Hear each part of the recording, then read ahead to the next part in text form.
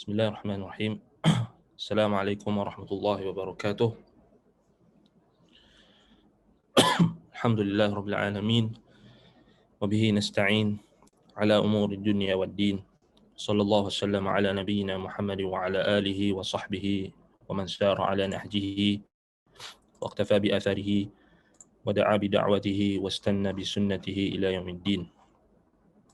Subhanaka la ilma lana illa ma 'allamtana innaka antal alimul hakim. وقال رب اشرح لي صدري ويسر لي أمري واحلل عقدة من لساني يفقهوا قولي أما بعد. Alhamdulillah, syukur kita kepada Allah Subhanahu Wa Taala. Kita dapat bertemu pada hari ini untuk meneruskan perbahasan kita. Itulah kitab Mukhtasar Al-Bidayah wa Nihayah. Baik. Jadi kita sambung pada perbahasan kita. Jadi kita dah baca mukhtasar berkenaan dengan ciptaan Adam. Baik. Jadi kita akan sambung pada apa yang nak disentuh oleh Al-Hafiz Ibn Kathir rahimahullah dalam kitab asal. Itulah berkenaan dengan penciptaan Nabi Adam AS. Baik. Di dalam kitab asal disebutkan babu ma warada fi khalqi Adam AS. Bab apa yang warid tentang penciptaan Adam AS. Baik. Jadi Imam Ibn Kathir rahimahullah dalam kitab yang asal Al-Bidayah wa Nihayah dimulakan dengan menyebut dengan membawa ke ayat dalam surah Al-Baqarah ayat 30 hingga 39. Jadi ayat 30 hingga 39 surah Al-Baqarah ni menceritakan tentang bagaimana Allah Subhanahu Wa Taala berfirman kepada malaikat, sesungguhnya aku nak menjadikan di atas bumi ini seorang khalifah. Kemudian persoalan yang didatangkan oleh malaikat iaitulah berdasarkan pengalaman apa yang mereka pernah alami ketika mereka diutuskan ke bumi sebelum Adam diciptakan untuk memerangi golongan yang melakukan kerosakan dan menumpahkan darah, iaitulah jin. Jadi itu yang dikiaskan oleh malaikat.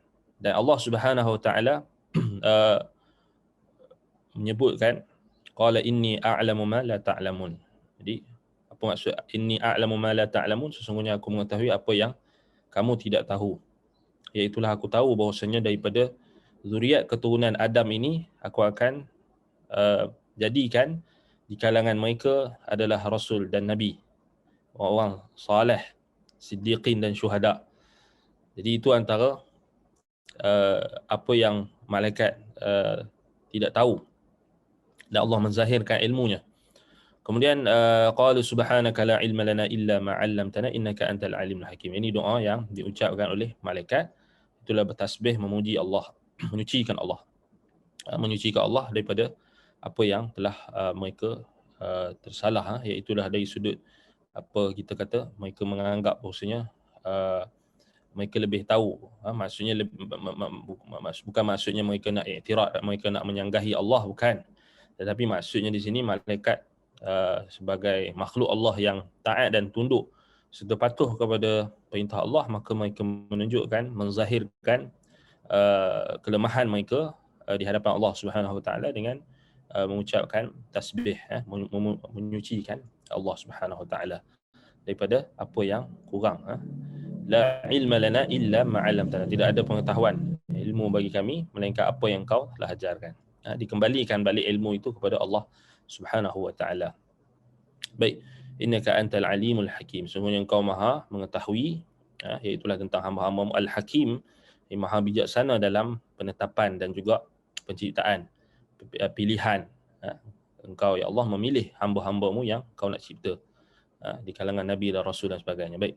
Qala ya Adam anbi'hum bi asma'ihim falamma anba'ahum bi asma'ihim qala alam aqul lakum inni a'lamu ghaibas samawati wal ard wa a'lamu ma tubduna wa ma kuntum taktumun. Dan berlakulah apa? Dialog yang berikutnya. Allah Subhanahu Wa Taala perintahkan kepada Nabi Adam alaihi salam, sebelum tu 'allama Adam al-asma'a kullaha, kan? Kita dah bincang sebelum ni. Allah Subhanahu Wa Taala mengajarkan Adam al-asma'a kullaha, nama-nama kesemuanya. Jadi adalah pendapat ulama tafsir yang kata nama-nama di sini merujuk kepada nama-nama malaikat, Ada juga menyatakan nama-nama zuriat keturunannya Allah ajarkan semua. Ada juga mengatakan nama-nama jenis haiwan makhluk yang ada di bumi, dengan segala jenis binatang dan juga segala jenis makhluk yang akan Adam alaihissalam akan bertemu di atas muka bumi nanti. Jadi kesemua itu adalah tafsir, kita kata tafsir at-tanawwu', yakni kepelbagaian tafsir yang menjelaskan antara satu sama lain. Dia tidak ada kontradik, tidak ada percanggahan antara satu sama lain. Jadi kita kata tak ada masalah lah kalau kita jumpa dalam tafsir kata macam sebahagian ulama tafsir kata macam ni, sebahagian ulama tafsir kata macam ni, sebahagian tafsir kata macam ni. Itu dipanggil khilaf at-tanawwu'. Khilaf tanawwu' yakni dia tidak membawa kepada kontradik, tetapi dia membawa kepada menjelaskan antara satu sama lain, menambahkan lagi penjelasan, bukan untuk kontradik. Baik.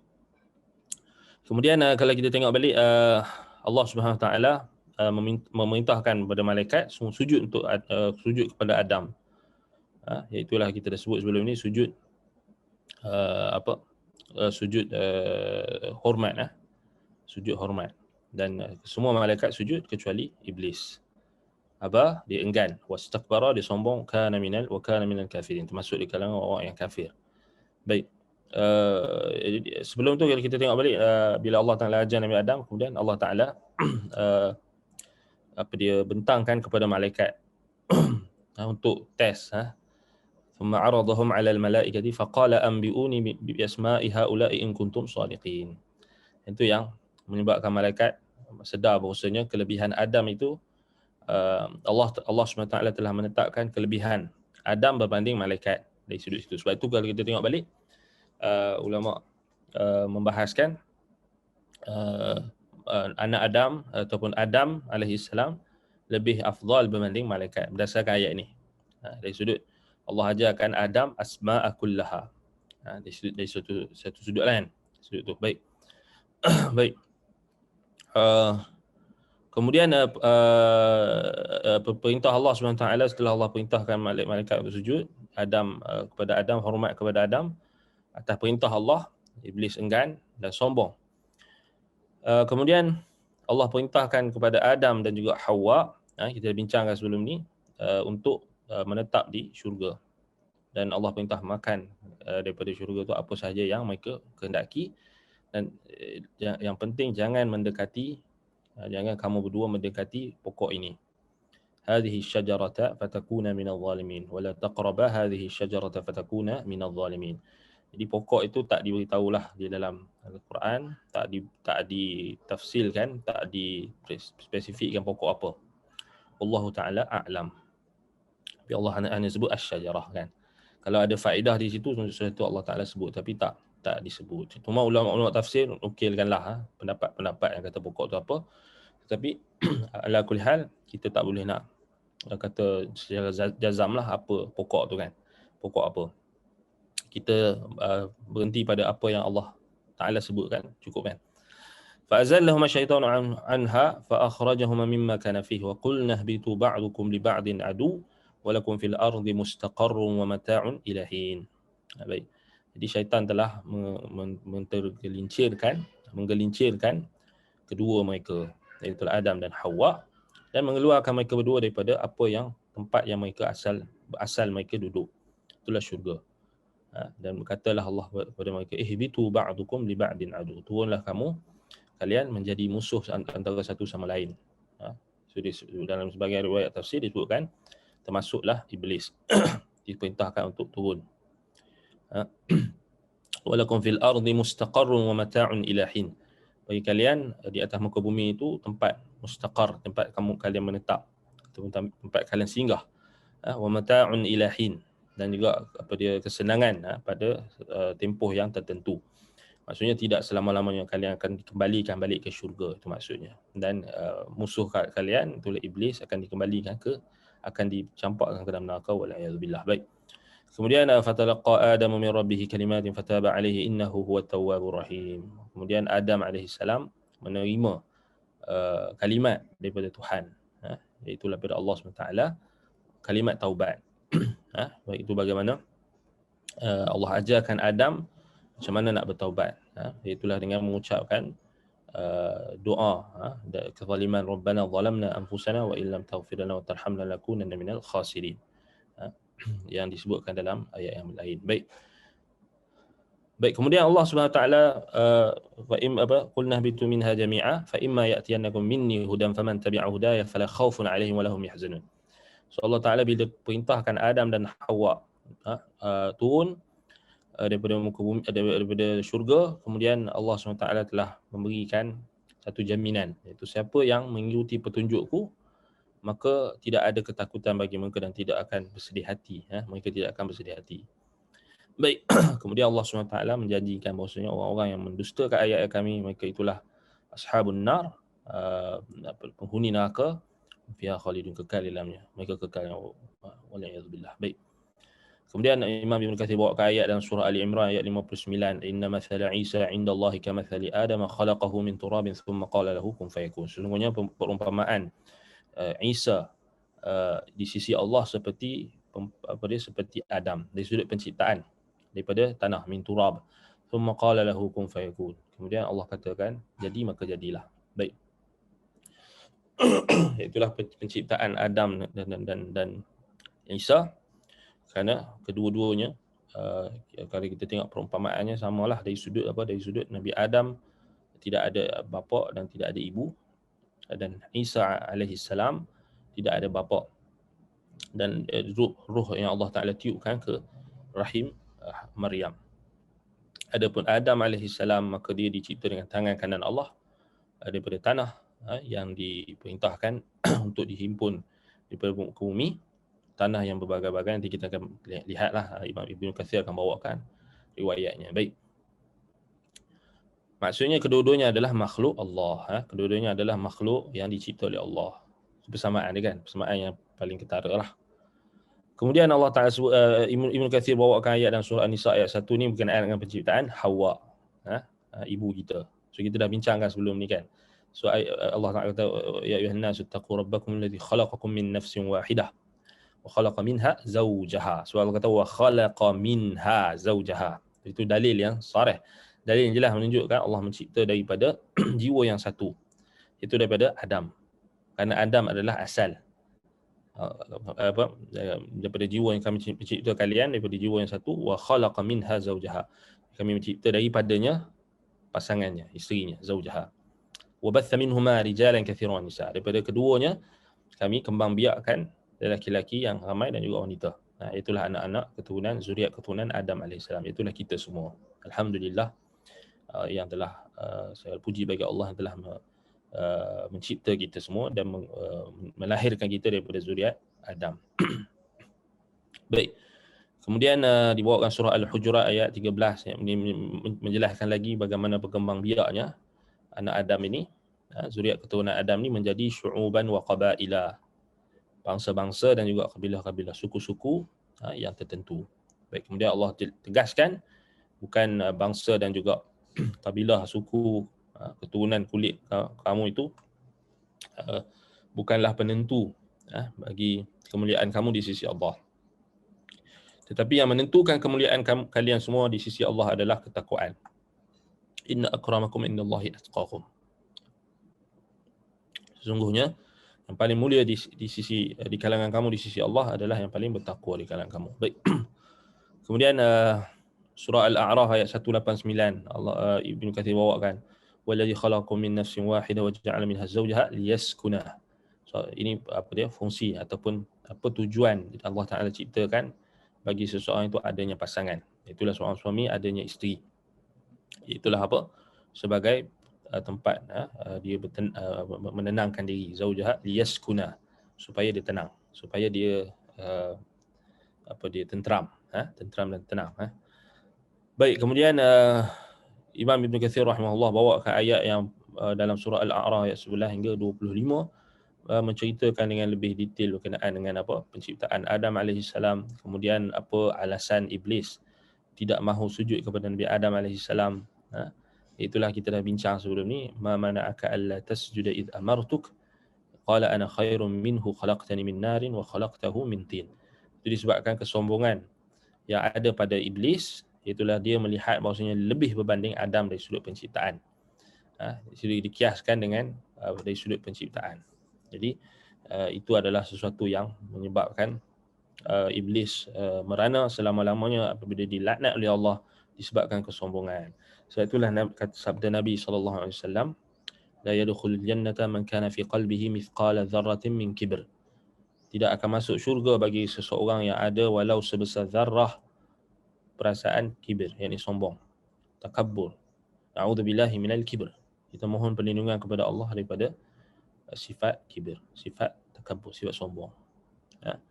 Jadi disebabkan sifat sombong itu Allah Ta'ala mengharamkan syurga bagi iblis. Jadi dia sedangkan sebelumnya dia adalah seorang yang sangat baik, seorang yang ahli ibadat, seorang yang duduk bersama dengan malaikat. Bahkan dalam riwayat yang kita dah bacakan sebelum ni, dia adalah antara ketua apa yang Allah Ta'ala lantik untuk memerangi jin yang memberontak di atas muka bumi. Dan ada kedudukannya di sisi Allah dari sudut dia diletakkan bersama dengan malaikat ketinggian itu, kan? Jadi kita dah bincangkan sebelum ni berkenaan dengan iblis. Tetapi akhir sekali Allah Ta'ala jadikan dia sehina-hina manusia, sehina-hina makhluk. Wal'iyadzubillah. Baik. Sebab itu kita tak boleh terlampau bermegah dengan apa-apa pencapaian yang kita dapat. Kita risau dan bimbang, takut hal tersebut akan menterbalikkan kita daripada ketaatan menjadi kekufuran, daripada tauhid menjadi syirik, daripada sunnah menjadi bid'ah. Sebab itulah kita kena sentiasa merendah diri kepada Allah Subhanahu Wa Taala dan tidak semampu mungkin untuk kita tidak membiasakan diri kita dengan perangai ataupun dengan sifat kesombongan. Minta jauh daripada kesombongan. Sombong ini menolak kebenaran dan meremehkan manusia.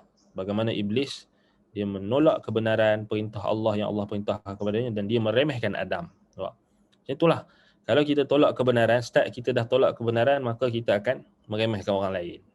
Bila orang tu bawa kebenaran, bawa nak bagi nasihat dan sebagainya, dia takkan semata-mata menolak kebenaran. Kita kena faham.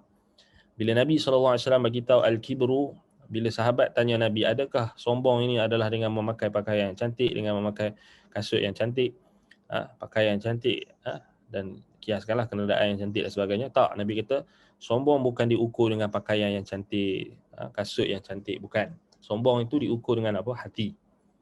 Sejauh mana hati kita.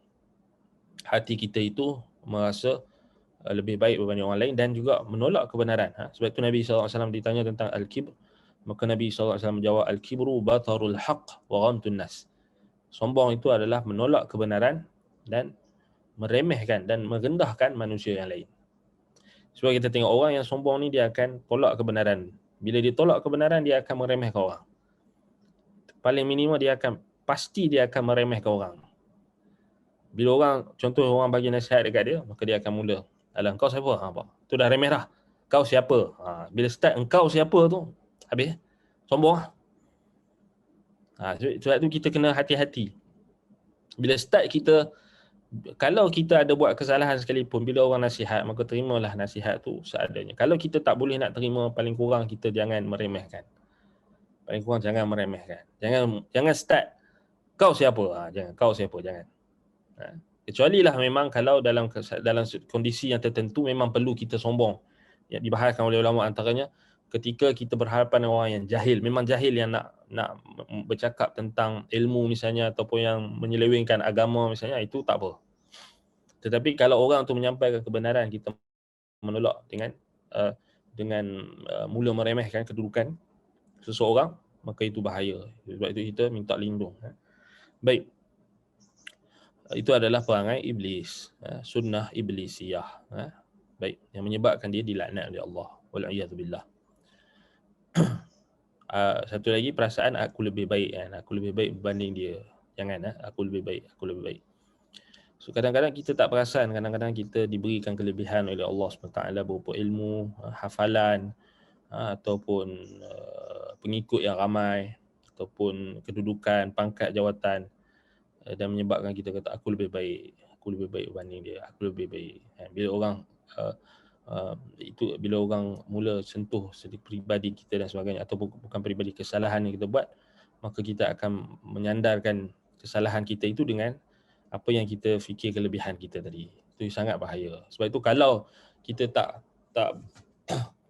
kita berat nak terima nasihat sekalipun, tapi jangan sampai tahap meremehkan orang lain. Jangan meremehkan orang lain.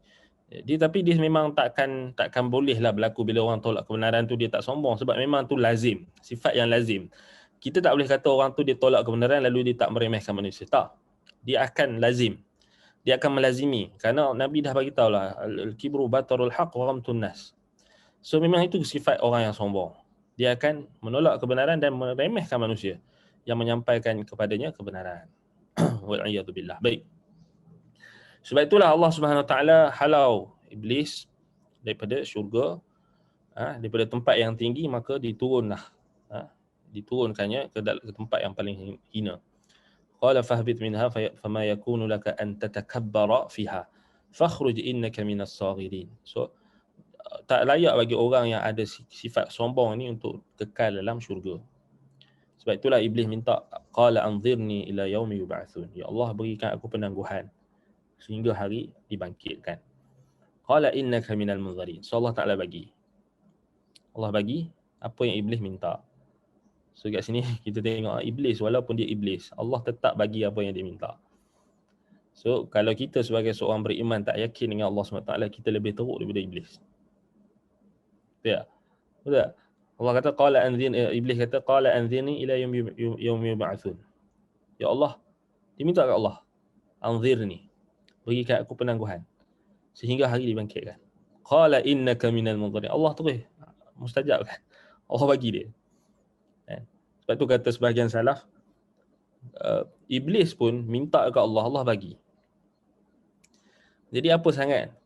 Lebih-lebih kita ni orang yang beriman, lebih lagi kena yakin daripada iblis.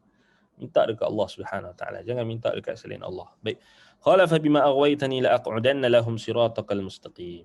So kata disebabkan apa?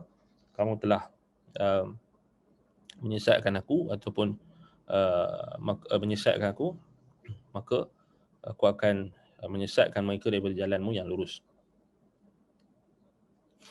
Kemudian iblis berkata atas sangkaan dia, thumma la'atiyannahum min baini aydihim wa min khalfihim wa aymanihim wa an shama'ilihim wa la tajidu aktsarahum syakirin. So sangkaan iblis. Ini yang kata dhanna iblis. Iblis menyangka. Maksudnya dia akan menyesatkan seluruh anak Adam. Dia kata aku akan datang daripada arah depan, belakang, kanan, kiri. Kamu tidak akan mendapati ramai di kalangan mereka itu akan bersyukur. Itu sangkaan dia, sebab Allah memang biarkan dia sangka macam tu. Dan memang ada ramai juga manusia yang akan disesatkan dia, tetapi bukan semua. Tapi sangkaan iblis dia kata aktsarahum syakir, la tajidu aktsarahum syakirin. Kamu takkan dapati ramai di kalangan mereka itu bersyukur kepada Allah. Kemudian Allah Taala perintahkan lagi, qala khruj minha madhuman madhura. Allah Taala perintahkan dengan perintah yang keras, keluar dalam keadaan yang tercela dan juga yang dilaknat. Laman tabi'aka minhum la amla'anna jahannama minkum ajma'in. Siapa yang benar-benar mengikutimu di kalangan mereka, di kalangan anak Adam, la amla'anna jahannama minkum ajma'in. Aku akan penuhkan neraka Jahannam. Benar-benar aku akan penuhkan neraka Jahannam di kalangan kalian, kesemuanya. Allah SWT dengan hikmahnya, Allah Ta'ala jawab, qala khruj minha mad'uman madhura. Keluar dalam keadaan yang hina, dalam keadaan yang dilaknat, madhura, dalam keadaan yang tidak diberikan bantuan oleh Allah, dibiarkan oleh Allah Subhanahu Wa Taala. Kita tengok dalam tafsir disebut madhura, tengok lebih tepat kan.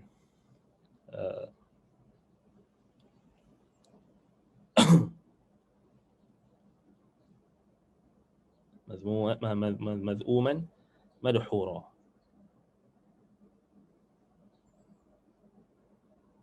Dan surah apa? Surah Al-A'raf.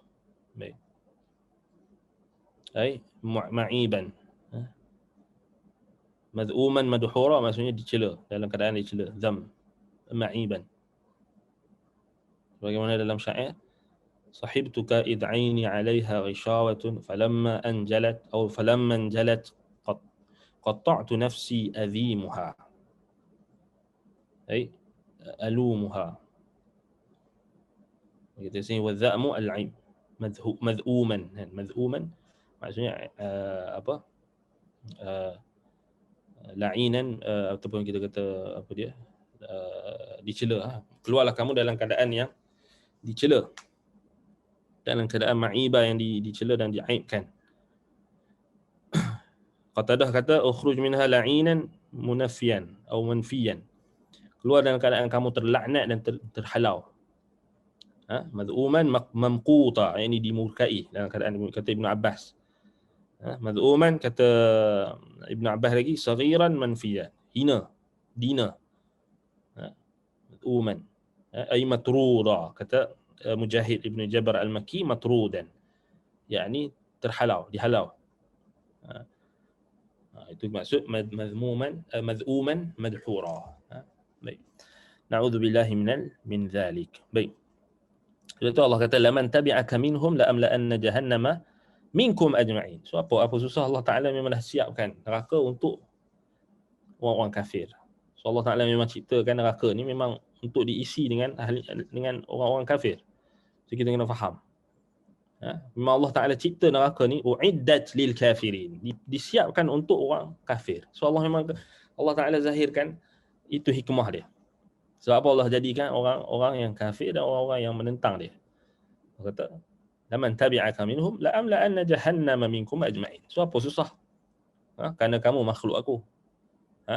Kalian orang-orang kafir ni makhluk aku juga. Jadi aku akan isikan mereka semua ni dalam neraka jahannam. Jadi apa susah? Kan? Wa ya Adam uskun anta wa zawjuka al-jannata fakula min haitsu syi'tuma wa la taqraba hadhihi syajarata fatakuna minadh dhalimin. Kita dah bincang kan? Ini larangan Allah kepada Adam dan Hawa.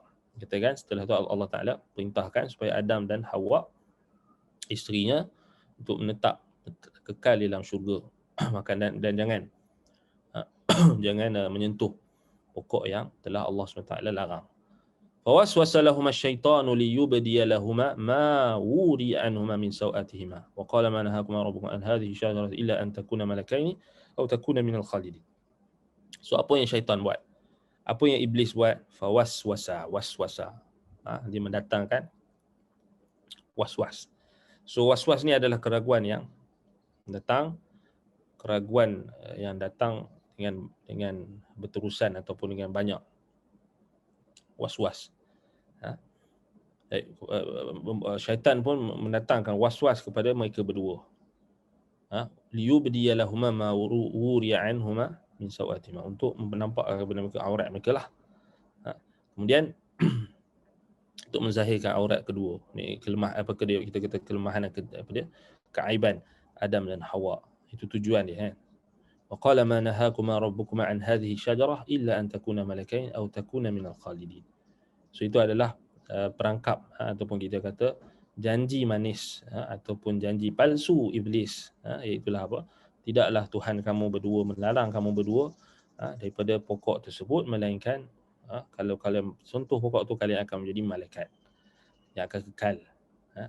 Malaikat ini akan naik kedudukan kalian menjadi malaikat yang mulia, ataupun kalian akan menjadi orang-orang yang kekal di dalam syurga. Wa qasamahuma inni lakuma laminan nasihin. Kemudian iblis bersumpah kepada kedua mereka, Adam dan Hawa, sesungguhnya aku benar-benar bagi kalian berdua adalah aku benar-benar pemberi nasihat. Inni lakuma laminan nasihin. So ini adalah kebiasaan iblis, syaitan, zuriat keturunan iblis. Memang dia akan datang dengan membawakan janji-janji dusta. Sempat bersumpah-sumpah yang palsu, janji-janji yang dusta. Aku betul-betul penasihat. Dia tak datang dalam wajah yang jahat, tapi datang dalam wajah penasihat. Jadi kita kena hati-hati kalau penasihat itu adalah penasihat yang jahat, penasihat yang mengikut iblis, syaitan, yang memusuhi perintah Allah Subhanahu Wa Taala. Fadallahuma bighurur. Maka iblis menunjukkan kepada mereka kedua dengan bighururin, maksudnya dengan tipu daya. فلما ذاق الشجرة بدت لهما سوآتهما وطفقا يخصفان عليهما من ورق الجنة وناداهما ربهما ألم أنهكما عن تلكما الشجرة وأقل لكما إن الشيطان لكما عدو مبين. Mereka mula merasakan pokok tersebut. Maka berdua mula menyentuh dan juga merasa pohon ataupun buah yang ada daripada pokok tersebut. Itu sebagian ulama tafsir sebutlah.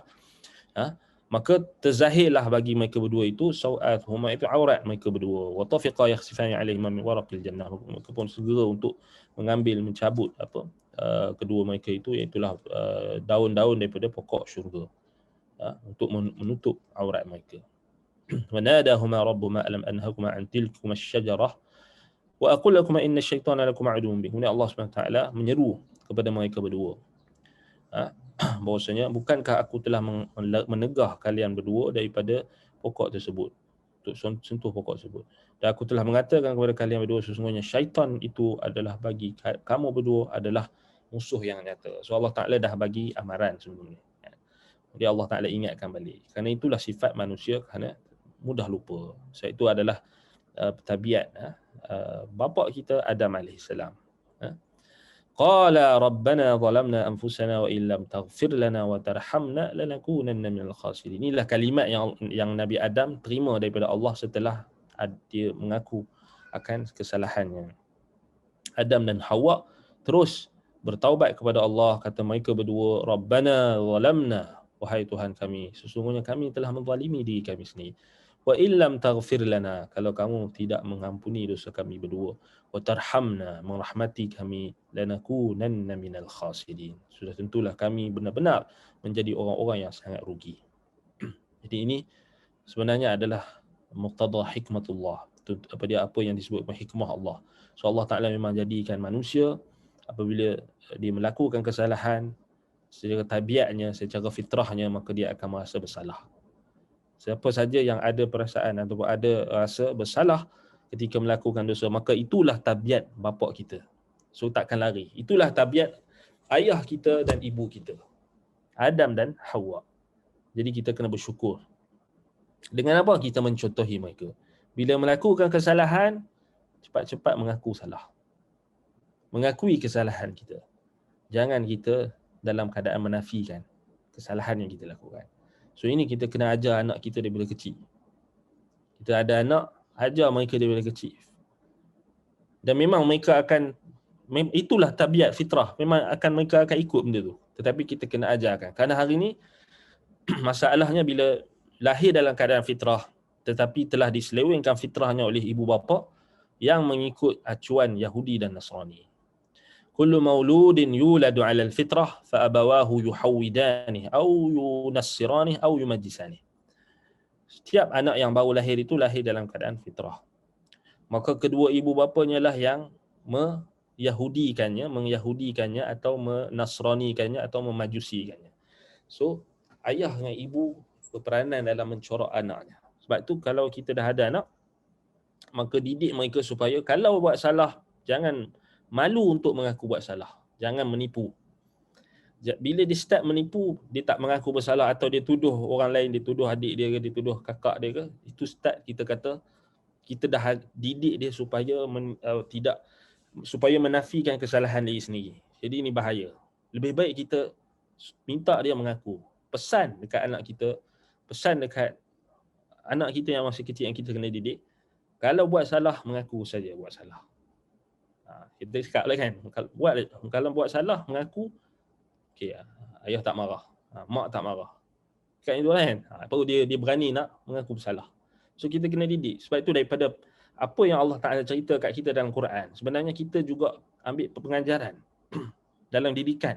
Bagaimana Allah mendidik Adam, Allah mentarbiyah Adam. Demikianlah juga kita kena, dalam kita mendidik anak kita, kita kena ikut tarbiyah yang Allah Ta'ala tetapkan. Kalau buat salah, mengaku. Dan cepat minta maaf. Sebab apa? Kita nak ikut Nabi Adam. Cerita dekat anak kita, macam mana Nabi Adam buat salah, dia cepat-cepat mengaku. Rabbana zalamna anfusana, Adam dan Hawa. Dan inilah sifat yang terpuji. Beza dengan iblis. Dia dah buat salah, dia tak mengaku. Bahkan dia sombong pula. Ma mana'aka alla tasjuda id amartu qala ana khairum minhu khalaqtani min nar wa khalaqtahu min tin. Sombong pula. Dah lah tak mengaku salah, kemudian dia sombong. Kita tak mahu macam tu.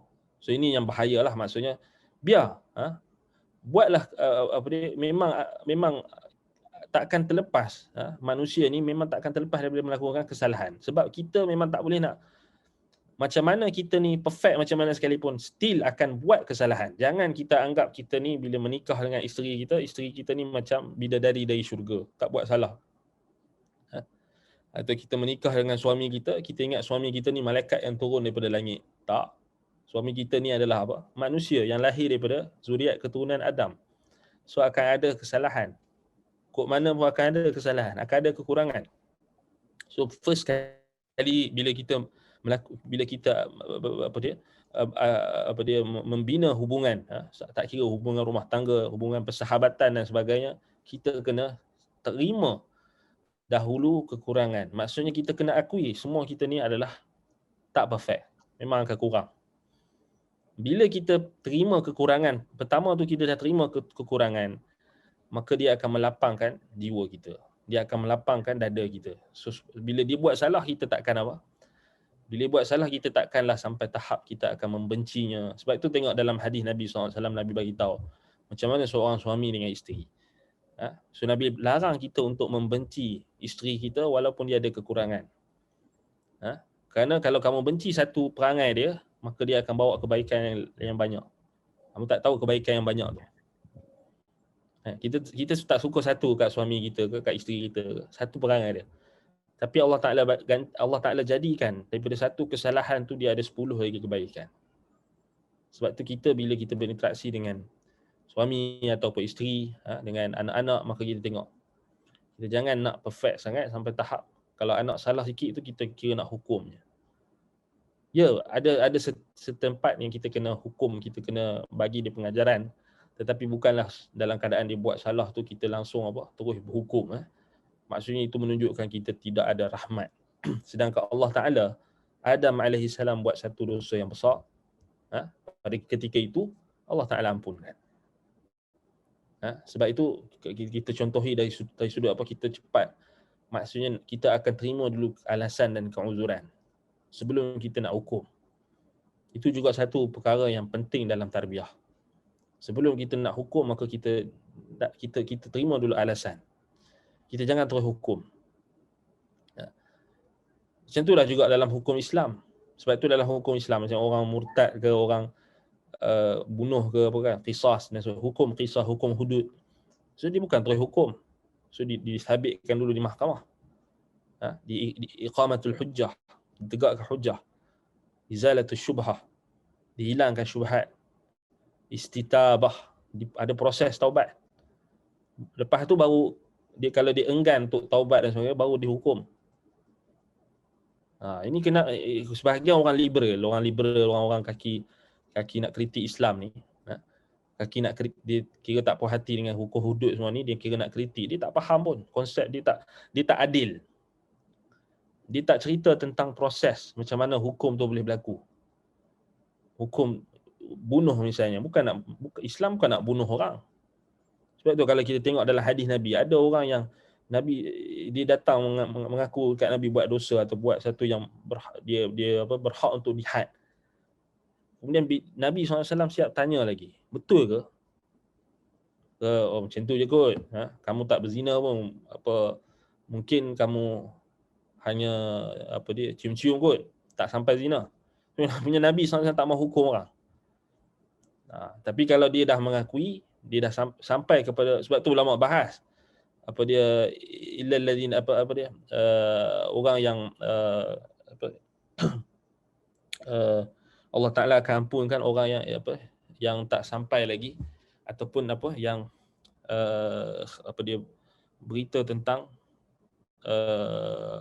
ataupun jenayah dia itu tak sampai kepada pengetahuan hukam, tak sampai kepada pengetahuan imam, tak sampai kepada pengetahuan pemerintah, kan? Illal ladzina tabu min qabli an taqduru atau taqdiru alaihim. Dalam surah Al-Maidah ayat 34. Kan?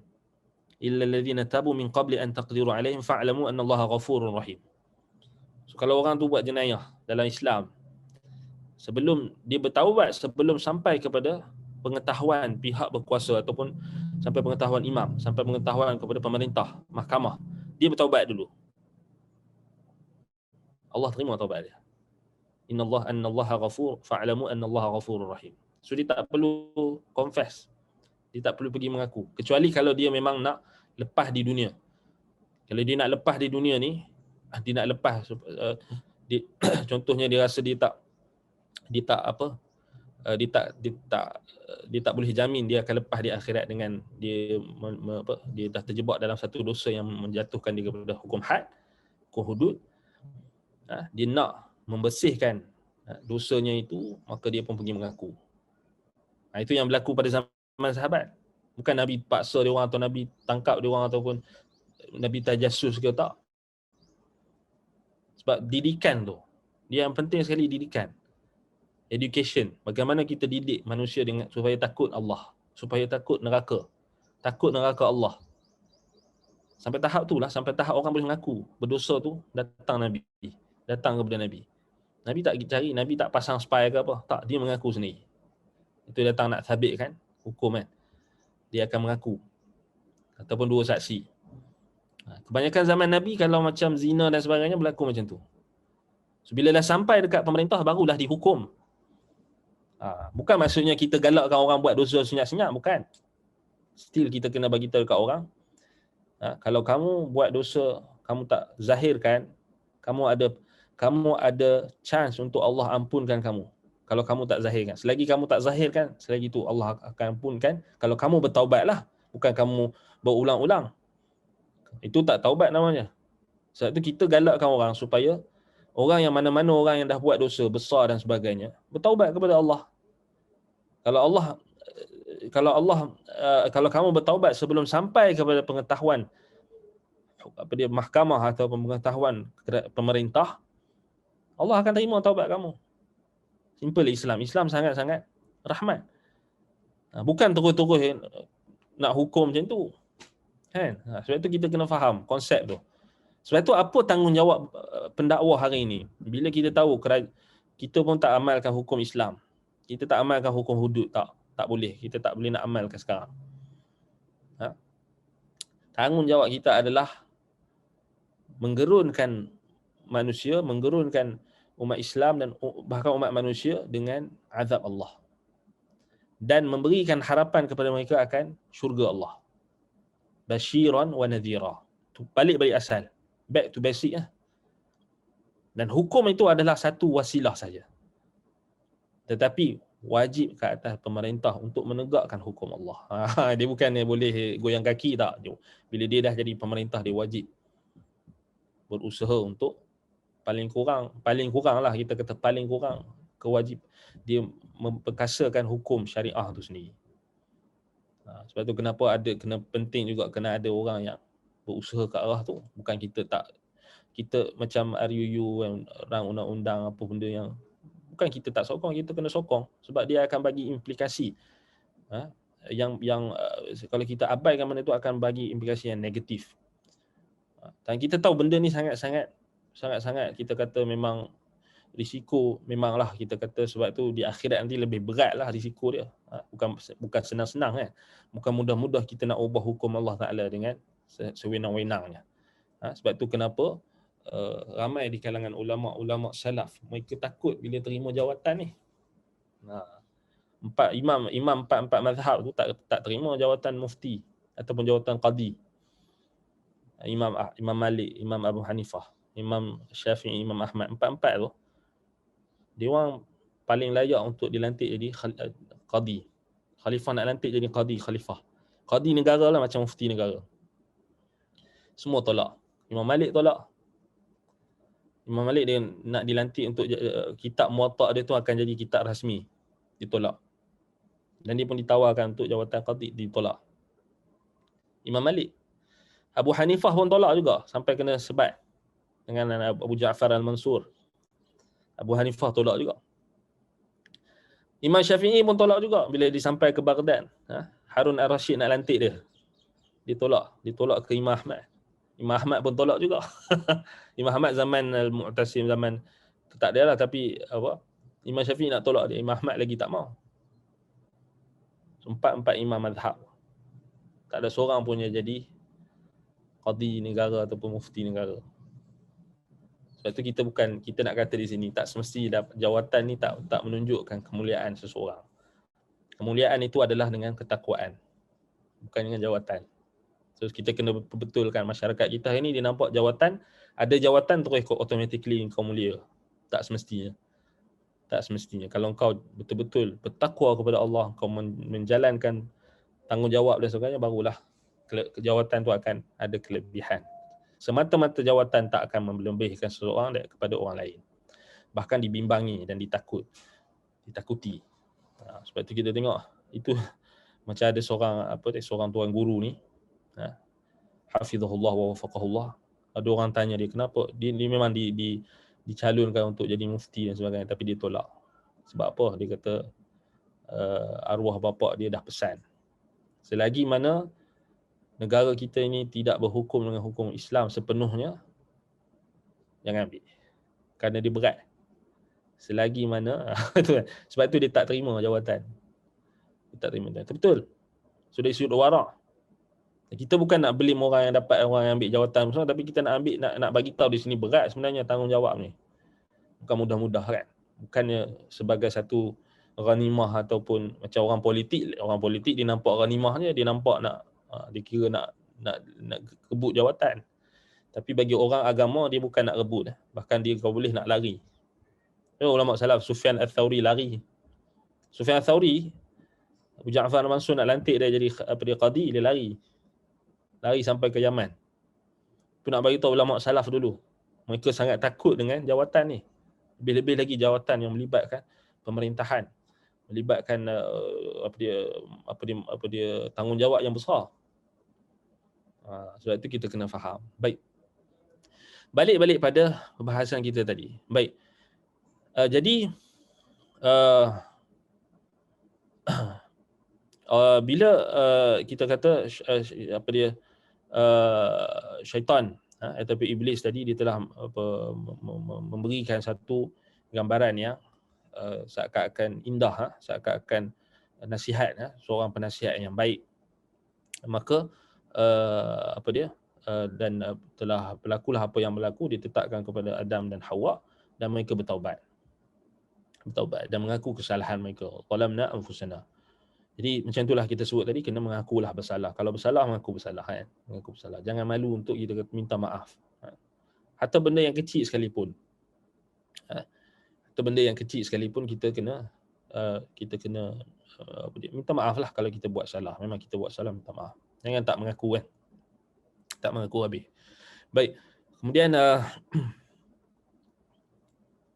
dalam surah Al-A'raf ayat 24 tu, sama macam ayat tadi lah. Qala bitu ba'dukum li ba'din adun wa lakum fil ardi mustaqarrun wa mata'un ilaihi. Walaupun Allah Taala terima taubat Adam, fataba alaihi, kan, fa'adzana masyaitan fatalaqa Adam min rabbih fataba alaihi. Fatalaqa Adam min rabbih kalimat fataba alaihi. So Allah terima taubat Adam. Sebab Adam tidak kita kata tidak dia tergelincir dan melakukan kemaksiatan, dan dia mengakui kesalahannya dan mengakui kezaliman diri sendiri dan bertaubat kepada Allah Subhanahu Wa Taala, maka Allah terima taubatnya. Jadi syarat untuk diterima taubat adalah kita antaranya an-nadam, menyesal dan mengakui kesalahan. Baik, dan bertaubat kepada Allah Subhanahu Wa Taala.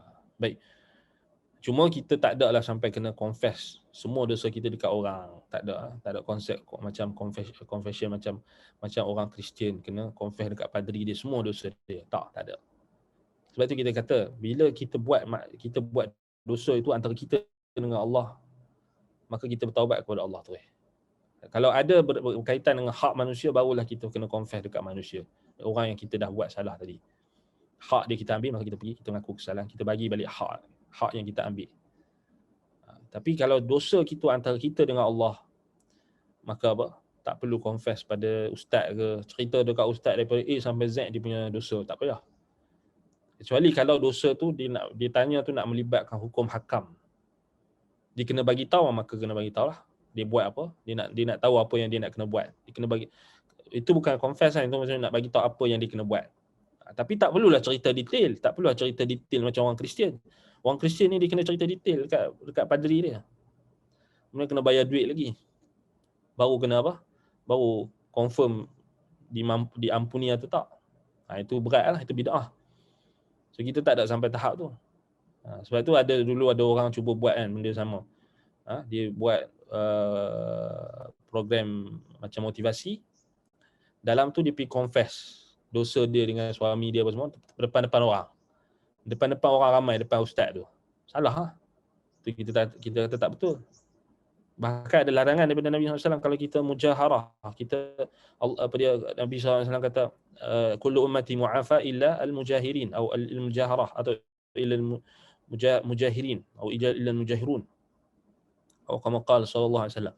Setiap umatku akan diampunkan kecuali orang yang terang-terangan, orang yang menzahirkan dosa dia ataupun menjaharkan. Apa maksud menzahirkan dosa? Bila Allah Ta'ala buat dosa pada waktu malam, Allah dah tutup. Kemudian dia pergi cerita dekat orang. Ini tak boleh. So kita kata menzahirkan dosa besar ni dia bahaya besar, dia macam lebih kurang macam bid'ah juga. Dia macam bid'ah. Sebab apa? Sebab orang buat bid'ah, Allah tak ampunkan. Maksudnya Allah tak ampunkan, susah untuk dia bertaubat. Kalau dia bertaubat, Allah still ampunkan. Bukan maksudnya orang buat bid'ah ni tak boleh bertaubat. Maksudnya ada hadis-hadis yang lain sebut innallaha hajabat taubah an sahibil bid'ah. Allah menghijab pintu taubat daripada pelaku bid'ah.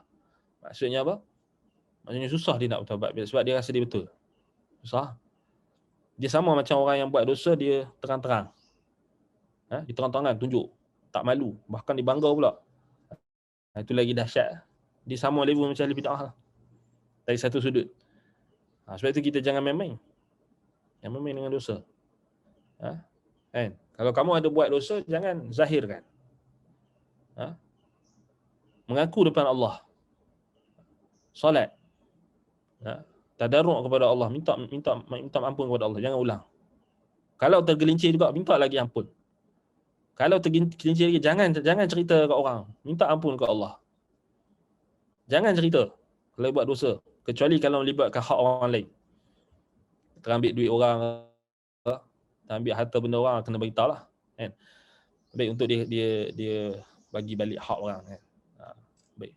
Ataupun dia mengumpat orang, mengumpat kawan dia, minta maaf. Kalau kawan saya mati, tak sempat minta maaf, okey, doakan dia, sebut kebaikan dia. Sebab itu antara syarat untuk taubat daripada mengumpat, kan, ribah, ada disebutkan oleh ulama, antaranya apa? Kita kena sebut, gantikan apa yang kita sebut keburukan itu, kita gantikan dengan kebaikan. Sebut dia benda yang baik, gantikan dengan benda yang baik balik. Ataupun kita minta Allah Ta'ala ampuni dia. Ampuni kita dan ampuni dia. Doakan dia. Istighfar untuk dia.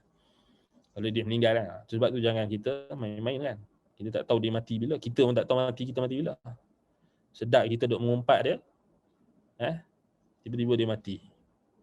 Bila? Kita takut kita nak minta maaf tu berat tu. Tak settle sini, kat akhirat sana. Jangan ingat ringan. Sebab tu biarlah kita settle kat dunia ni. Settle kat dunia ni ringanlah insya-Allah kat akhirat. Kan? Dia kena minta maaf. Aku dulu ada cakap dekat kau macam ni sini. Aku minta maaf. Aku minta maaf, kan? Itu okey, aku maaf, kan? Tak ada masalah. Kan? Kita pun yang diumpat ni, minta maafkanlah. Maafkanlah, janganlah sampai 7 keturunan, kan? 7 keturunan apa? Marah. Dendam 7 keturunan. Aku tak reda 7 keturunan. Itu tak boleh, lah. Itu orang-orang dulu-dulu, kan. Orang dulu-dulu cerita dengan yang benda tak baik, nenek moyang kita tak payah ambil, kan. Benda yang baik kita ambil. Baik. Kemudian qala fiha tahyawna wa fiha tamutuna wa minha tukhrajun. So Allah Taala cerita hakikat kita di atas muka bumi ni. Di situlah kita akan hidup, di situlah kita akan mati, dan situlah kita akan dikeluarkan balik. Itulah bumi, kan. Tempat yang kita hidup, tempat kita akan mati, tempat kita akan dibangkitkan semula, dikeluarkan balik daripada tanah. Itu je tempat bumi ni, dia tak ada apa pun, kita hidup sementara, kita mati kat situ, kat atas muka bumi ni, kita akan dikeluarkan balik. Habis. So kekal ke? Tak kekal. Kan? Baik, sebagaimana firman Allah SWT dalam surah Taha ayat 55, minha khalaqnakum wa fiha nu'idukum minha nukhrijukum taratan ukhra. Daripadanya kami cipta kalian, daripada bumi itu kami cipta kalian. Wa fiha nu'idukum, padanya juga kami akan kembalikan kalian, kembali maksud datangkan kalian duduk kat muka bumi ni. Wa minha nukhrijukum, dan daripadanya kami akan keluarkan kalian taratan ukhra, akan keluar lagi. Itulah apa? Ketika hari kebangkitan. Baik, kemudian Imam Ibnu Katsir rahimahullah bawakan dalam surah Al-Hijr ayat 26 hingga 44 yang menceritakan tentang hakikat penciptaan Nabi Adam alaihi salam. Wa laqad khalaqnal insana min salsalin min hama'in masnun. Sungguhnya kami telah menciptakan insan. Ini insan, siapa insan? Manusia. Ini Adam. Di sini Adam di sini asal. Asal kita adalah Adam. Min salsalin, Allah Taala kata min salsalin apa dia, min hama'in masnun. Dalam surah Al-Hijr 26 kan. Kita tengok dalam tafsir Jami' al-Bayan disebutkan apa? Salsalin huwa tinul yabis lam tusibhu naran fa idza naqartahu salla fa sami'tu salsalah. Di salsal ni ada ikhtilaf di kalangan tafsir. Ada yang kata dia adalah daripada apa? Asalnya adalah tanah yang kering, yang tidak tak kena api lagi, tak dibakar. Tapi kalau dibentuk ataupun dimasukkan ke dalam api, maka dia akan salla fasami'tu salah, maka akan terdengar bunyi. Baik, kemudian kalau kita tengok balik, Qatadah kata salsal al-turab al-yabis alladhi yasma'u lahu salsalah, yang dengar bunyi. Maksudnya kosong kan, maksudnya kita kata apa?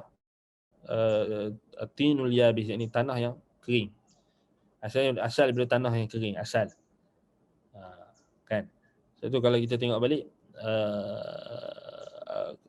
apa dia? Min hama'in masnun, sebahagian ulama lagi kata apa? Dicampurkan dengan dibasahkan sedikit dengan air. Fihi al-hama'ah min tinil lazi wa salsal wa hama'in masnun wa tinil alladhi jayd al-salsal murfaq alladhi yusna'u minhu al-fakhar. Maksudnya macam kita nak buat tembikar tanah, kan? Tu Adam dibuat daripada min salsal, ini turabin yasin. Ada juga ulama yang kata salsalin min salsalin maksudnya apa? Daripada tanah yang berbau. Kata Mujahid, yang ada bau. Ada juga kemudian min hama'in masnun maksudnya apa dia, tanah itu yang berubah kepada hitam, yang berubah menjadi warna, yang berubah warnanya menjadi hitam. Min hama'in masnun. Baik. Hama'in masnun al-muntinah, ini yang ada bau busuk. Sebahagian ulama tafsir lagi kata, Ibnu Abbas kata min hama'in masnun, yang berbau busuk, muntinah, yang ada bau, antana, muntinun. Ada juga ulama kata min hama'in masnun wa turabul mubtalil muntinu faja'ala salsal kal fakhar.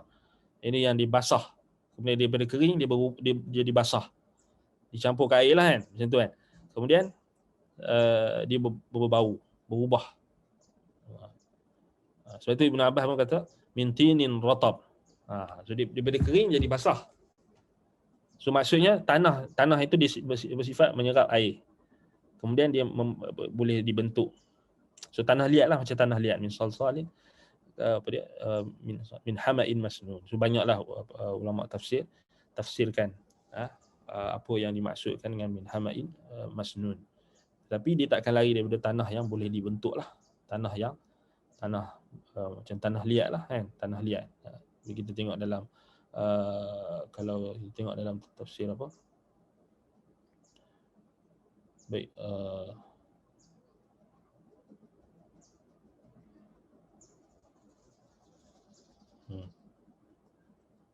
Sa'di rahimahullah dia kata min tinin qad yabisa ba'da ma khamara hatta sara salsah wa sal. Ini salsal itu apa? Tanah macam tanah liat. Maksudnya daripada dikering dia dibasah. Bila dia direndam ataupun diperam, maka dia akan menghasilkan, kalau diketuk tu maka akan menghasilkan bunyi. Salsalah tu maksud salsal. Wa saut ka sautil fakhar. Seperti apa dia, fakhar. Macam kita kata apa? Macam tembikar kan. Macam tembikar. Dia kering, kita dia bunyi. Dia bunyi. Itu asalnya. Min hama'in masnun at-tinul mutaghayyiru launuhu wa rihuhu min tuli mukfihi. Ini min hama'in masnun maksudnya bila tanah itu berubah warnanya, baunya bila dia dibiarkan lama. Bila dibiarkan lama masa berbau. So itu tabiat kita. Tabiat kita kalau tak mandi kan, busuk lah. Kalau mati, cepat-cepat kena tanam. Dia berubah, cepat berubah. So itu sebab kita punya unsur penciptaan kita daripada tanah. Sebab itu bila kita mati, walaupun sel-sel kita ada sebahagian yang masih hidup, tetapi dia akan cepat membusuk. Dia akan kalau mati luar negara tu, dia kena buang dulu usus kan. Dia kena buang dulu usus apa semua perut tu baru boleh terbang. Kalau tak busuk. Itu risiko kalau kita mati luar negara nak bawa balik. Sebab tu kalau mati luar negara, wasiat je tanam kat situ. Apa susah kan. Wasiat je tanam kat situ. Tapi susahlah kalau negara-negara kafir yang macam China apa semua memang tak bagilah tanam kat sana. Mainland dia pun panggil mainland dia orang kan. So jangan pergi China. Kecuali kena beringat lah. Maksudnya pergi. Bukanlah tak boleh pergi kan. Tapi sekarang memang tak boleh pergi kan. Tapi itulah kita susah. Kalau meninggal dekat Mekah ke Madinah ke, alhamdulillah lah kan. Itu yang kita nak kan. Itu yang nak. Memang tak bawa balik lah kan. Memang tak balik, memang tanam kat sana. Itu yang kita cita-cita kita kan. Nak mati kat Madinah ataupun Madinah lah yang ada hadis. Ala kulli hal, dia maksudnya min salsalin min hama'in masnun.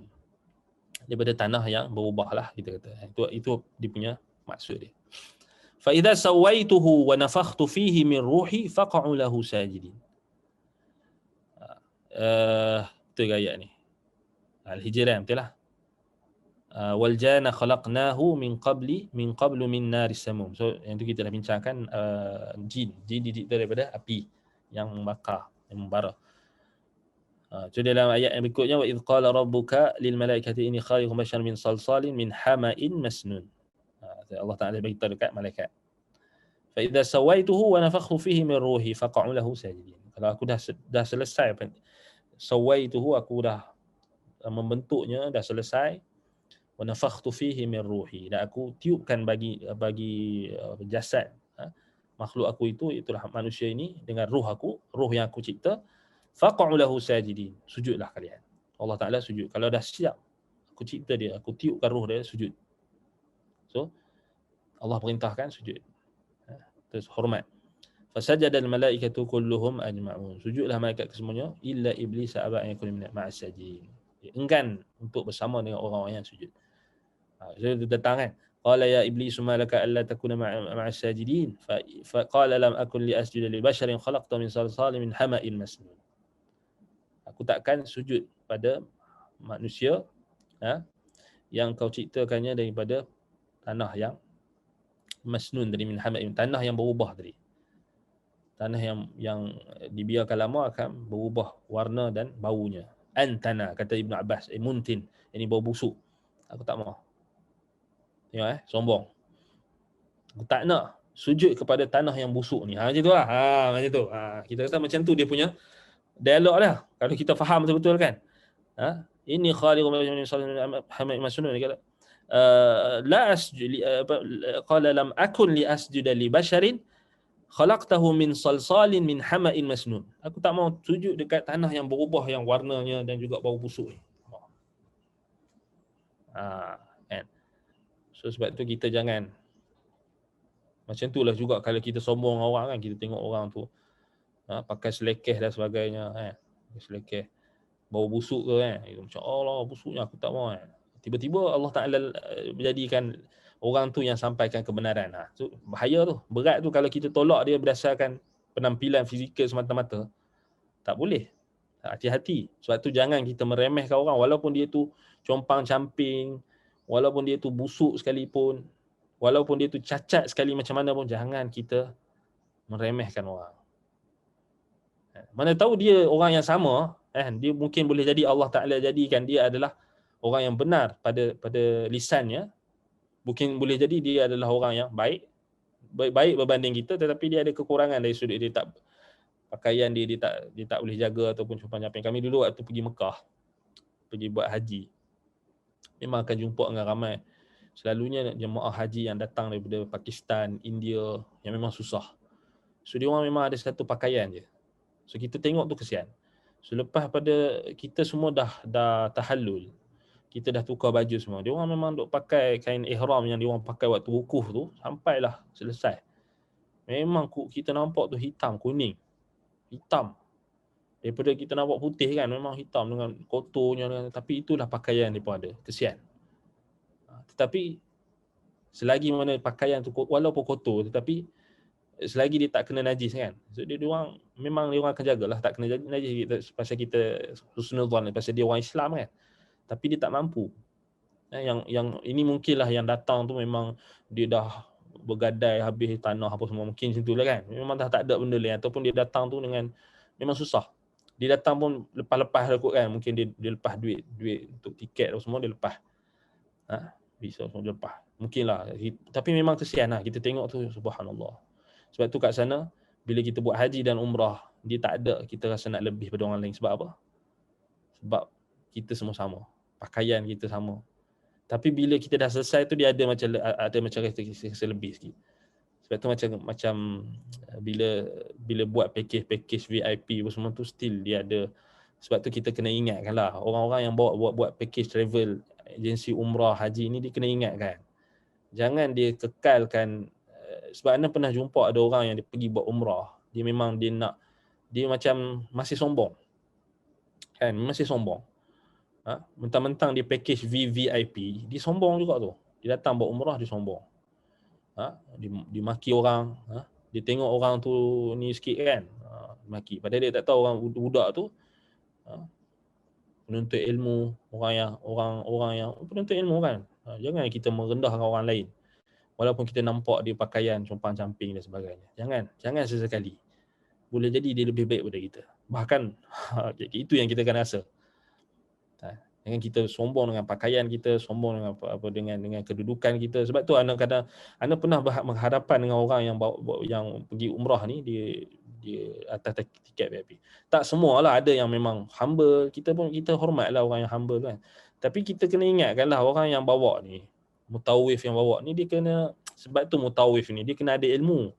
Dia bukan semata-mata nak bisnes semata-mata. Memanglah bisnes lah. Tapi dia kena ada ilmu lah. Maksudnya dia kena ingatkanlah kalau jemaah umrah dia tu ada buat kesalahan ataupun ada dia menjatuhkan orang lain ke ataupun memaki orang lain ke. Dia kena ingatkanlah, sebab kalau dia tak ingatkan, rugilah buat umrah tapi dia balik sombong lagi.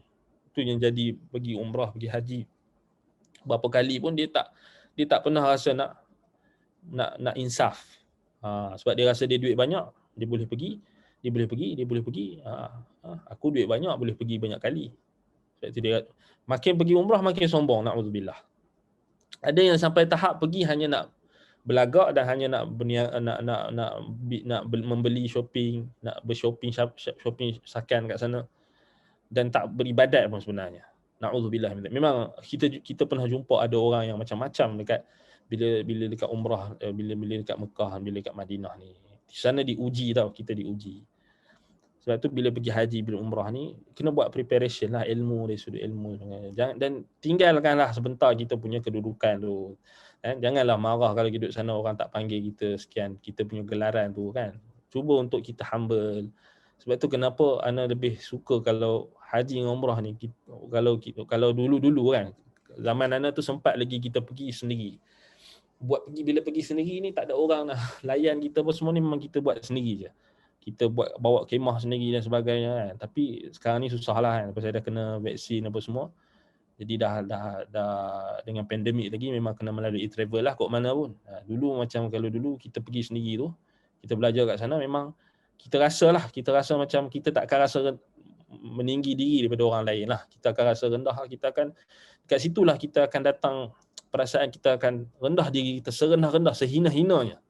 di hadapan Allah Subhanahu Wa Taala. So kita takkan rasa macam wah aku naik apa dia bas yang VIP ke apa kan. Tetapi kita nak bagi tahu walaupun dia naik bas VIP ke apa, tapi still kalau lambatlah. dia maksudnya still kita kata dia tak boleh nak bangga juga. Kok mana pun dia mesti akan ada kesusahan juga. Itulah kita kata di dunia kan, baru di dunia. Sebenarnya itulah gambaran kita kalau di padang mahsyar nanti. Betapa bersesaknya kita dan kita akan sibuk dengan diri masing-masing. Sebab itu kita kena faham. Baik. Jadi itulah yang menyebabkan iblis ni dia tak mau sujud. Atas dasar Adam diciptakan daripada tanah yang berubah, tanah yang busuk rasanya.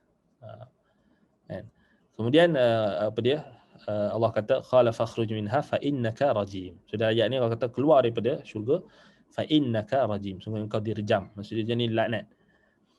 Fa inna 'alaika al-la'nata ila yaumiddin. Itu maksud direjam. Inna 'alaika al-la'nata ila yaumiddin. Ke atas engkau lah laknat, yakni dijauhkan Allah daripada rahmat Allah sehingga hari kebangkitan, sehingga hari pembalasan. Qala rabbi fa'anzirni ila yaumi yub'atsun. Ya Allah, Tuhanku, berikanlah aku penangguhan hingga hari kebangkitan. Qala fa innaka minal munzirin ila yaumil waqtil ma'lum. Sehingga waktu yang termaklumi. Qala rabbi ma aghwaytani la uzayyinanna lahum fil ardi wa la ughwiyannahum ajma'in. Ayat ni kata aku akan perhiaskan kepada mereka bumi ni. Fil ardi atas muka bumi. Hiaskan dengan maksiat, dengan syirik, dengan sebagainya. Ni asas. Syirik dan juga maksiat bid'ah akan dihiasi dengan perhiasan-perhiasan yang indah. Tengok orang buat syirik kan, tengok kubur kan, cantik, ada lampu, kemudian ada bersinar-sinar, dihiasi. Kadang-kadang tu tengok sampai kubur tu dibuat dia macam bilik pengantin lah, kubur. Padahal kubur kan siap dengan bunga lagi apa kan. Itu syaitan punya lah. Jadi bila kita faham ayat ni, kita tahulah segala bentuk kesyirikan yang dihiasi, kan patung tu, berhala tu dibubuh emas dengan cantiknya apa, sama lah. Itu memang janji syaitan. Dia kata la uzayyinanna lahum fil ardi. Aku akan menghiaskan pun, benar-benar akan hiaskan bagi nampak cantik. Sama juga perempuan yang tak halal untuk kita kan. Syaitan, Nabi SAW kata apa? Innal mar'ata 'aurah idza kharajat min baitiha istashrafa 'alayha syaitan. Sesungguhnya wanita itu aurat. Bila dia keluar daripada rumahnya, maka syaitan akan hias. Zayyana syaitan. Syaitan akan hias. Sebab itu kita kaedah dia, bila kita tengok perempuan yang bukan kita punya, yang halal untuk kita, bukan isteri kita. Maksudnya kalau cantik macam mana sekalipun, hakikatnya dia tak cantik. Itu tips dia. Tengok cantik macam mana sekalipun, memang dia bukan, kalau tak halal untuk kita, dia tak cantik. Sebab syaitan telah menghias-hiaskan dia. Selagi mana dia bukan isteri kita. So macam mana pun kita kena balik pada yang halal. Balik pada yang halal, yang Allah halalkan untuk kita. So itu kaedah dia lah. So, kita tengok macam mana dia tak halal untuk kita. Dia ingat, dia make up tebal macam mana sekalipun, itu adalah syaitan yang hias dia. Walaupun walaupun perempuan tu dia kata syaitan tak hiaskan saya yang hias diri saya sendiri. Memanglah, tapi Allah Taala bagi tahu. Nabi SAW bagi tahu dalam hadis. Kita kena yakin. Yang tu benda gaib. Benda yang kita kena beriman. So barulah kita takkan adalah kita kata istilah apa, dia nak compare kecantikan perempuan lain dengan isteri dia, tak ada. Bila dia dah tahu macam tu kan. Tapi ialah mata ni dia sentiasa akan apa? Syaitan akan sentiasa goda. Sebab tu jaga pandangan kan. Itu yang Allah Taala perintahkan. Baik. Kalau tengok cantik, syaitan. Saya tengok seorang syekh kami ni dulu, syekh di Yaman, bila dia datang Malaysia, dia tak pernah di Yaman dulu, dia tak pernah tengok orang buka aurat lah. Perempuan kat sana terjaga, dia tak pernah tengok perempuan yang pakai skirt apa semua. Sekali dia turun dekat airport, dekat KLIA tu, dia tengok ada perempuan Chinese kot kan. Dia tutup kan, dia kata syaitan. Nak bagi tahu tu nak bagi tahu orang yang tak pernah tengok. Kan, yang kita yang hari ni, hari-hari yang kita duk tengok ni, na'udzubillah, jangan jadikan normalisasi benda tu. Palingkan pandangan kita. Sebab memanglah tambah-tambah kalau sekarang walaupun kita tak tak keluar rumah sekalipun datang dengan macam-macam dekat laman sosial, dekat internet dan sebagainya, YouTube. YouTube tu kalau kita tak langgan, habislah, marilah macam-macam iklan yang pelik-pelik kan. Yang pelik-pelik, yang kita pun tiba-tiba dia datang kan. Baik. Ada soalan di sini. Assalamualaikum. Waalaikumsalam warahmatullahi wabarakatuh. Adakah iblis diberi kemampuan untuk membaca apa di dalam fikiran dan hati manusia? Tidak. Tak ada. Iblis tak boleh baca apa yang ada dalam fikiran kita. Syaitan pun tak boleh baca apa dalam fikiran kita. Tak boleh. Bahkan kalau kita tengok syaitan, lemahnya syaitan ni, dalam hadis yang sahih, maksudnya dalam hadis yang sahih disebutkan apa? Pintu ataupun bekas makanan atau minuman yang kita tutup, dia tak boleh buka. Pintu kalau kita tutup kan, kita tutup bismillah, tutup pintu rumah kita, dia tak boleh masuk. Dia tak boleh buka pintu yang tertutup. Jadi kalau dia tak boleh buka pintu tertutup, macam mana dia nak baca fikiran kita? Baca hati kita. Nak baca fikiran dan hati kita, tak boleh. Ada pun cerita-cerita movie, drama, TV itu semua tipu. Semua karut, semua dongeng, semua khayalan. Semua tahyul. Jangan percaya. Jangan tengoklah senang cerita. Kita tengok cerita-cerita hantu tu menyebabkan kita lagi duk takut hantu. Dia tak boleh baca fikiran kita. Tak boleh. Sesekali tak boleh. Jangan takut. Dia tak boleh baca. Dia tak boleh baca fikiran kita. Orang yang buat cerita movie tu memang dia nak cari duit kan. Dia nak cari rating, dia buatlah cerita pelik-pelik macam tu. Jangan percayalah. Dalam Quran dan Sunnah tak ada dalil yang menunjukkan dia boleh baca. Bukti dia iblis. Dia tak boleh dia boleh timbulkan was-was, tapi dia tak boleh baca fikiran Adam. Dia tak boleh baca fikiran Adam akan bertaubat dan sebagainya. Tak boleh. Kalau mestilah dia akan halang dan sebagainya. Tak mampu, tak boleh. Tak boleh. So Allah Taala pun dah bagi tahu apa dia inna ibadi laisa laka alaihim sultan illa man ittaba'aka minal ghawin. Sesungguhnya hamba-hambaku bagimu tidak ada dominasi. Kamu tak boleh kuasai hamba-hambaku. Kecuali orang-orang yang ikut kamu di kalangan orang-orang yang sesat. Itu mungkinlah dia boleh baca fikiran. Orang yang sesat mungkinlah dia boleh baca fikiran. Sebab apa? Sebab dah sesat macam dia. Dah perangai pun macam dia. Fikiran pun dah macam iblis, macam syaitan. Dia boleh baca lah. Sebab dah perangai macam dia.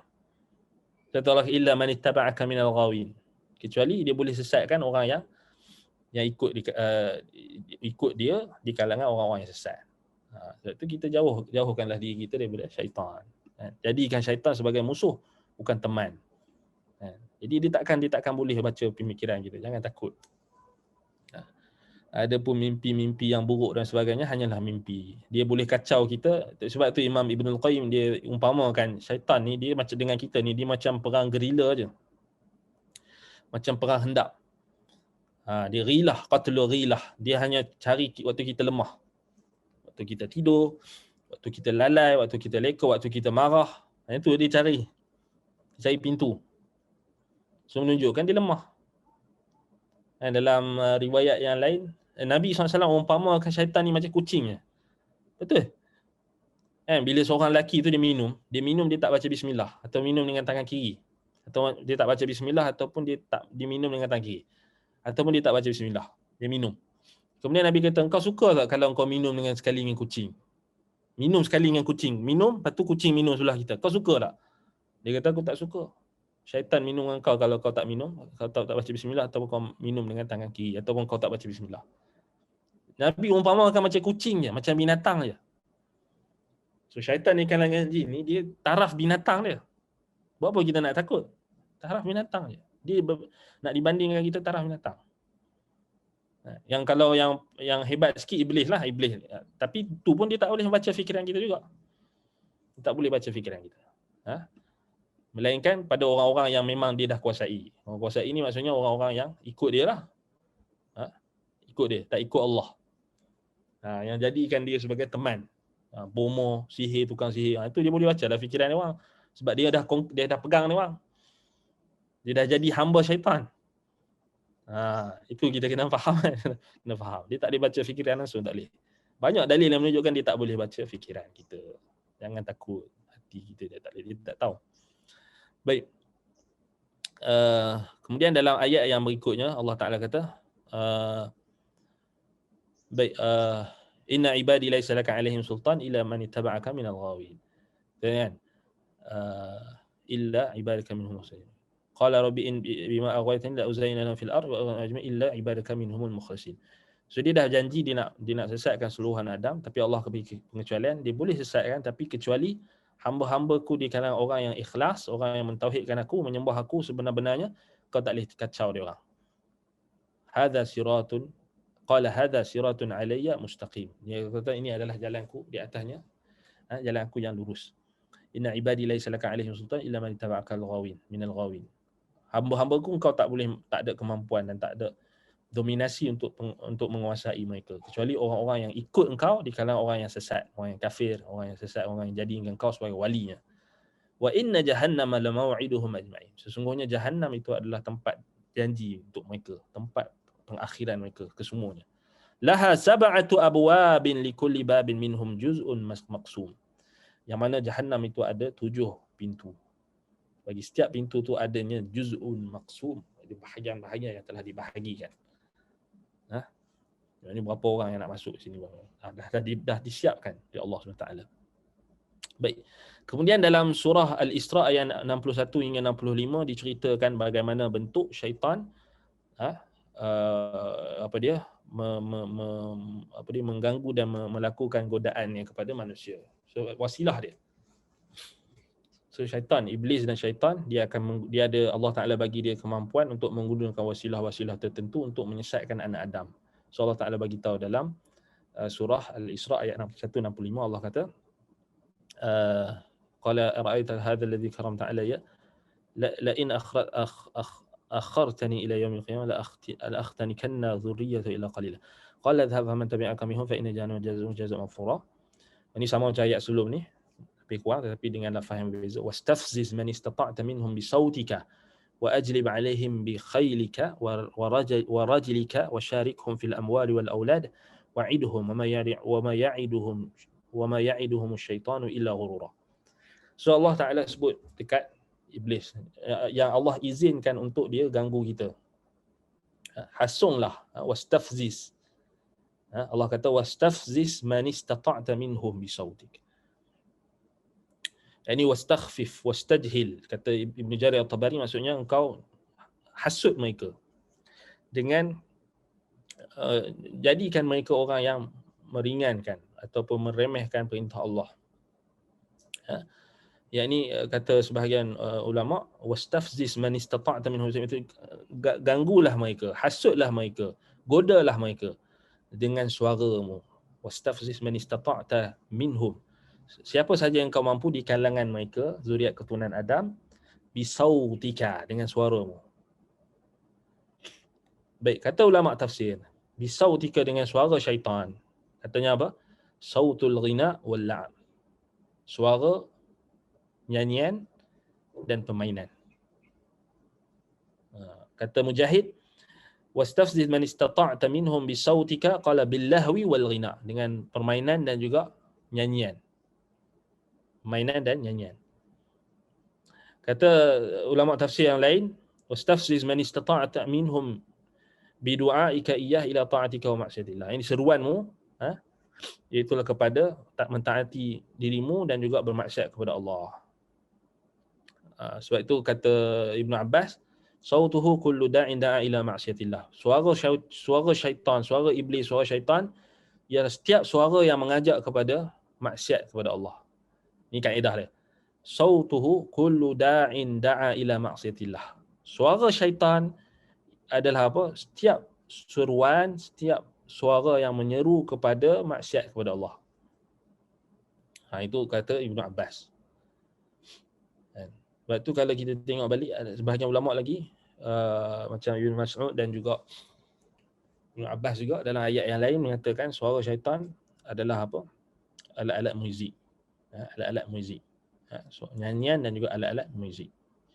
So itu kita akan bincangkan nanti. Macam mana asal usul alat-alat muzik ini kita akan bincang nanti. Selepas zaman selepas sebelum sama ada sebelum kewafatan Nabi Adam dan juga ketika zuriat keturunan Adam telah berkembang biak.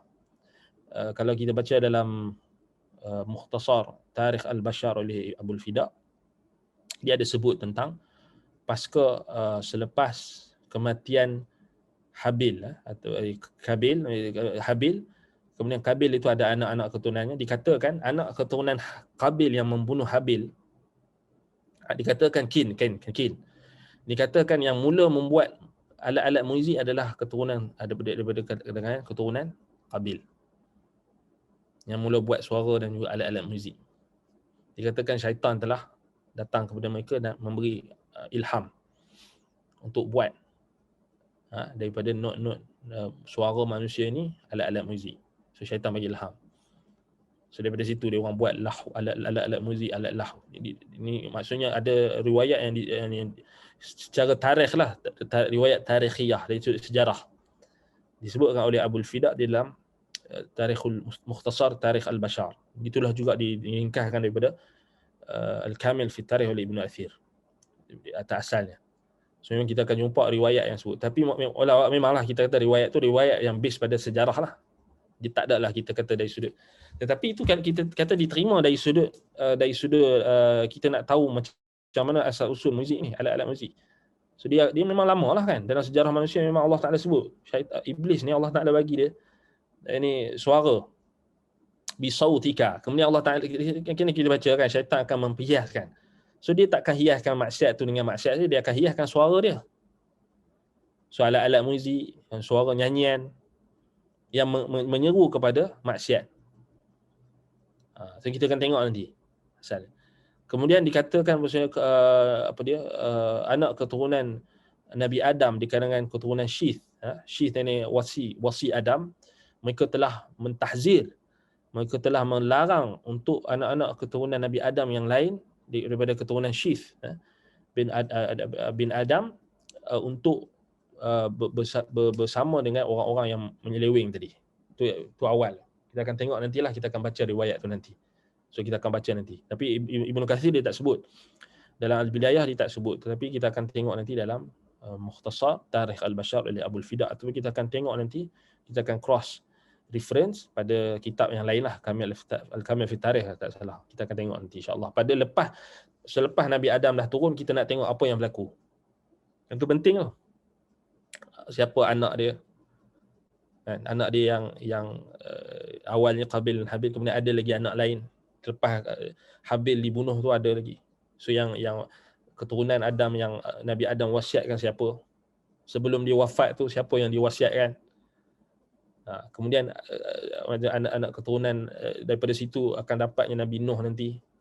Macam mana kemuncak, macam mana Nabi Nuh diutuskan. So ada berapa generasi.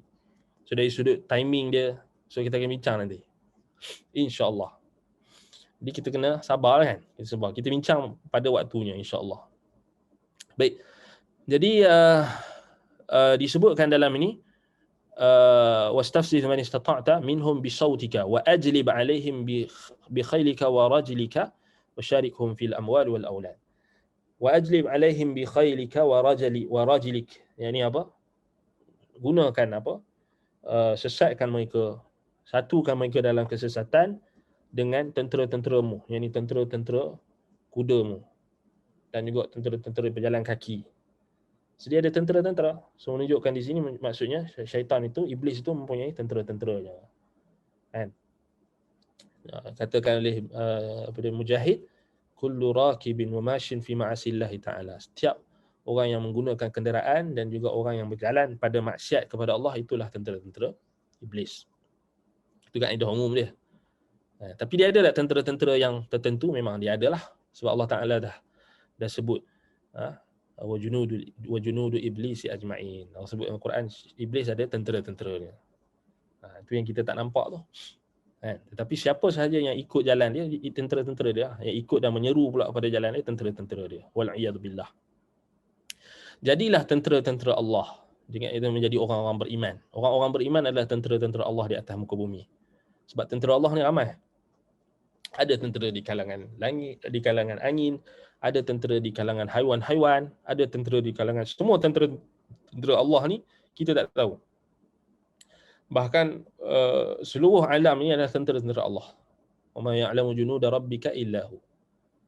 Tak mengetahui tentang tentera-tentera Tuhanmu melainkan dia. Cuma di kalangan manusia adalah tentera-tentera Allah, di kalangan rasul-rasulnya, di kalangan malaikatnya ada tentera-tentera Allah, di kalangan orang beriman yang memberikan amaran, memberikan peringatan, tentera-tentera Allah. Kisah-kisah para nabi dan rasul juga tentera-tentera Allah. Ni kita duk cerita ni tentera-tentera Allah ni.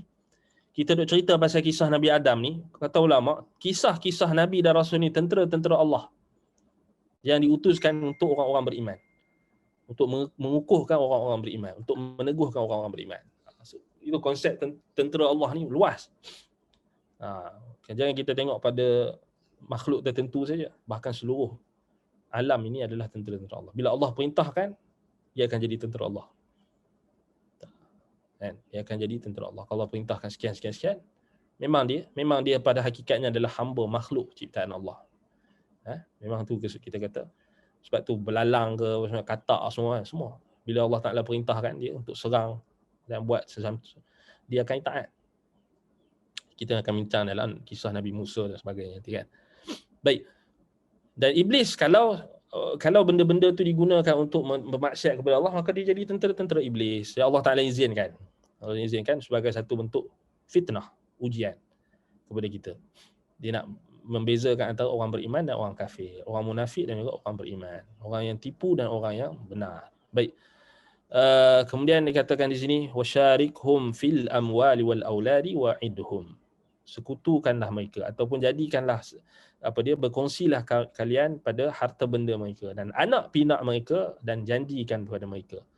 Tidaklah ada yang dijanjikan oleh syaitan tu melainkan tipu daya semata-mata. Tak ada.